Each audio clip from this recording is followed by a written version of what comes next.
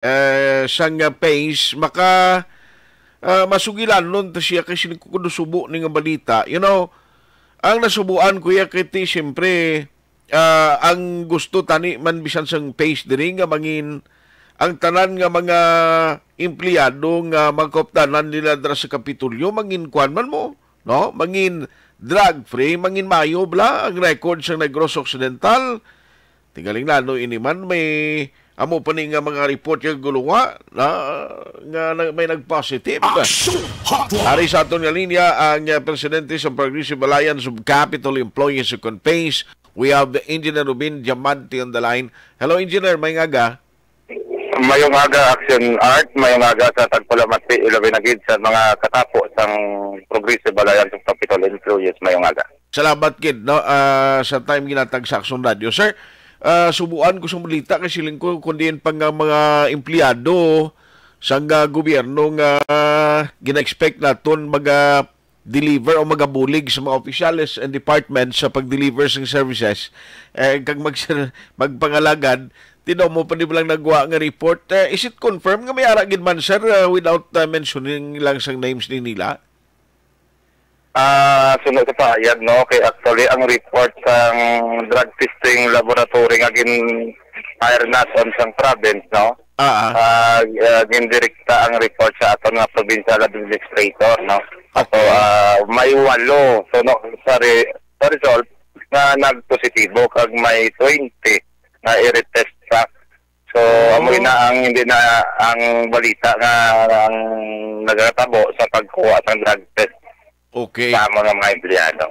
Tiyan mo ginayang problema, galing kay kung namo ng violation mo, bisan ano, paguro ng himuon sang taga-pace nga pagbulig sa imo, na do, bulubudlay, tulutaklaron guro sa imo, na kung paano mo explicar nga ang nagpositive kay mo sa droga, iya? Correct na, sakto gini na Action Art, kay kung aton tanawon, kami nga mga opisyal nagvoluntary na sang nagligad ng mga binulan. Kagdayon nagpa-retest pag kita may liwat sa pagkuha sini. Okay. Magpapakita nga suporta kita bla sa drug-free workplace, no? Sa Capitol. So kung may ara kay kung mo kay may nagpositive na, so tanaw na to, no? Kung ang ila sila pinalidad, sunod sa lahi, depende na ina sa committee na mag-take up sa mga nagpositive Action Art. But para sa PACE, para sa inyong grupo, mga mo sining actuation kag ginahimo sa empleyado, hindi niya pwede matolerate, Sir Ruben? Yes, correct. Why kita siguro magasiling maakin o kung ma-considerar ma-tolerate naton.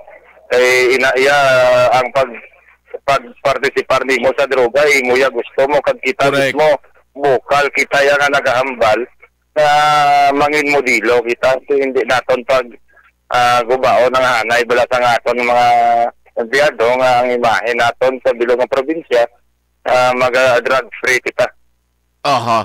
So kabay pa, no, kung ano man yung konsekwensya nga tubangon nila, it is their responsibility kag ilan sa labton, no, ay atubangon nilang konsekwensya na kaya balo naman sila kung ano ang mangin dangatan kag atubangon nila sini because of their actions and their decision. Kay tuod na gusto nang ambal mo, ila man ay choice nga mag-intra kasang illegal nga droga magamit ka mo. Correct yun do. Wala ka man ginapilit, no? Why man sang tao nga maghimo ko ng organisasyon naton kag mukal kita, no, nga nagahambal hindi kita mag-intra sina. Kasi kung nag-intra ikaw, yahin mo ina personal nga responsibilidad action. Yes, sir. Anyway, masubo-subo inisiling ko pero kabay pa, no? At the end of the day, ang cleansing programs ng government, especially sa probinsya, masigi-sige na sir, kag matinluan dira. Parang above all, makambal kita bla, mga empleyado diya sa probinsya, pati mga opisyalis na itong drug-free. Ina nga mga empleyado dira, pati ang ilas ning workplace. Why kita kabalakan kung may amo ni permi nga mga ginahimo ang gobyerno probinsya ang mga drug testing. Sir Ruben, karon gali no birthday ni Gov kag ginapabot nato ng announcement iya sa mga kaayuhan nga aton batunon? Yes, correct. Oo, may mga figure na kita pero para mangin official, siguro sinaguro ang makadeterminar.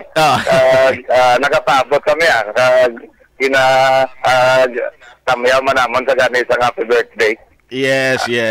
Anyway, sundo namon di sigurado karon may aras ang press con gid si Attorney Rifrando Diaz gaton si Provincial Administrator regarding sing update. Salamat sa confirmation kag sa time mo nga ginatag Engineer diri sa Action Hotline. God bless kag advance Merry Christmas, sir. Okay, thank you gid. Mayo nga salamat man. Action Hotline. Tiara, may 20 pa nga i-retest sila kay ti amakon mo imo iya. Subong so far, 8 ha. Ang nagwa, I know nga may mga process pa man eh. After nga mag-positive ka sa drug test, do may mga